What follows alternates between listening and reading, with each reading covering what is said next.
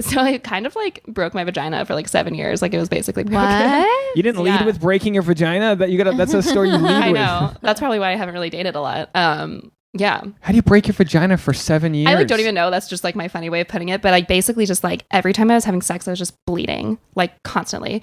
And it was obviously like not fun for both of us. You know, anyone who was involved, it was like not cute. And like there's only so many times you can be like, my period, me, so silly.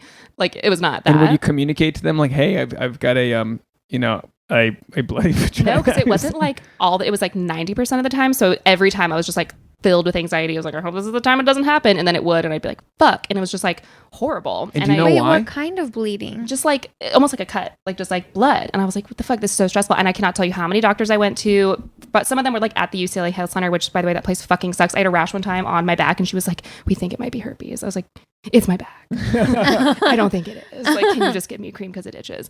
So they suck.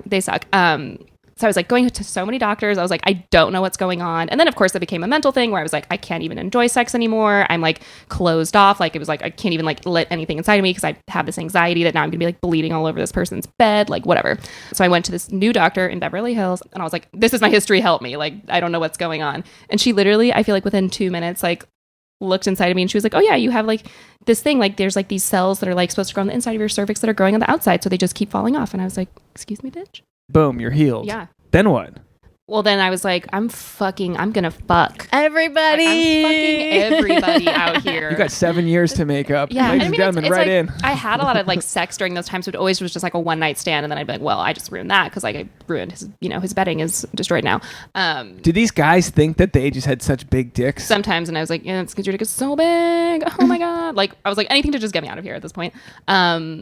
And then, but so traumatizing. yeah, it wasn't the most fun. I'm like, Jesus Christ.